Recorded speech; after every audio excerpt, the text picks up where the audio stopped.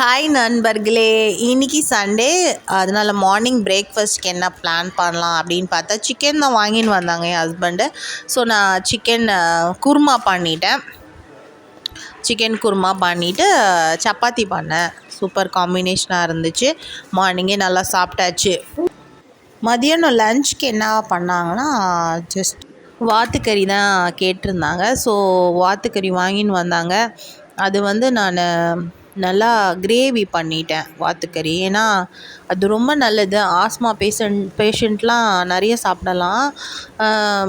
ஆனால் என்னென்னா ரொம்ப எலும்பாக இருக்கும், ஃப்ளெஷ்ஷெல்லாம் இருக்காது. அந்த ஜூஸ் தான் மெயின்.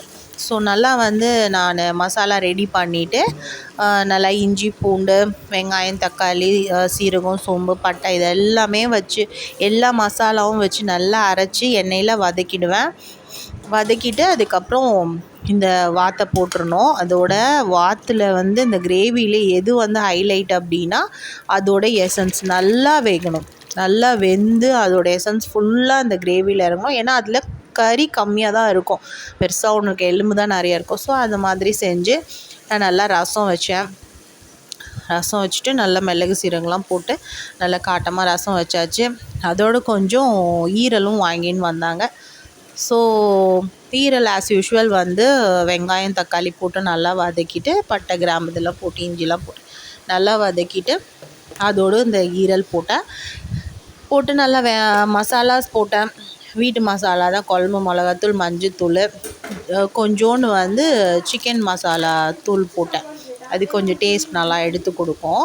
ஸோ அது போட்டுட்டு நல்லா பெப்பர் தூளெல்லாம் போட்டு நல்லா எண்ணெயிலே வதக்கிட்டு லேசாக தண்ணி ஊற்றிட்டு அது என்ன எனக்கு கிரேவி மாதிரி தான் வரணும், ட்ரையாக வேண்டாம். ஸோ கிரேவி மாதிரி பண்ணிடலாம் அப்படின்னு சொல்லிவிட்டு ஈரலும் ஒரு கிரேவி பண்ணிவிட்டு அதோடு கொஞ்சம் மார்னிங் வாங்கின்னு வந்த சிக்கனில் கொஞ்சம் ஃப்ளெஷ் மட்டும் எடுத்து நான் வந்து பெசரி வச்சுருந்தேன் 65க்கு.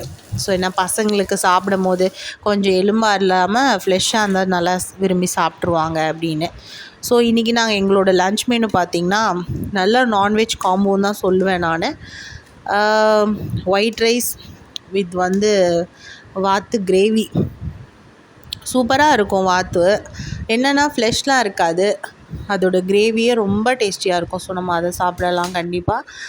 வாத்து பிடிக்கலனா கூட அந்த கிரேவி சாப்பிட்டா நமக்கு அந்த சளி உடம்புல இருக்கிற அந்த சளி அதுக்கெல்லாம் நல்லா கேட்கும். ஸோ வித் வந்து சிக்கன் குருமா மார்னிங் செஞ்சு குருமா தான் வச்சுக்கிட்டு கொஞ்சம் ஈரல் வந்து ரொம்ப இம்யூனிட்டி, தென் வந்து அயன் ஹீமோக்ளோபின் இதுக்கெலாம் வந்து நல்லா இருக்கும். ஸோ ஈரல் எப்பவுமே சேர்த்துக்கலாம். லேடிஸ் மெயினாக வந்து அயனு ரிச் ஃபுட்டு வந்து ஈரலும் ஒன் ஆஃப் த இது. நெக்ஸ்ட்டு வந்து சிக்கன் 65 அதோடு கொஞ்சம் ரசம் வச்சுட்டு இன்றைக்கி நாங்கள் எங்களோட லன்ச் மெனுவை இப்படி தான் முடித்தோம். ஸோ நீங்கள் என்னெல்லாம் சாப்பிட்டீங்கன்னு கமெண்ட் செக்ஷனில் கண்டிப்பாக கமெண்ட் பண்ணுங்கள்.